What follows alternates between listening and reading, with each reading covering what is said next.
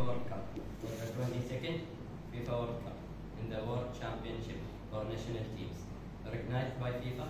It took place in Qatar from 20 November to 18 December 2022, after the country was awarded the hosting right in 2010. It was the first World Cup to be held in Middle East and the second to be held entirely in Asia 2002 tournament, South Korea and Japan. The tournament was the last with 32 participating teams, with the number of teams being increased to 38 teams for the 26th edition to avoid the extremes. Qatar's hot climate. The event was held during November and December 2022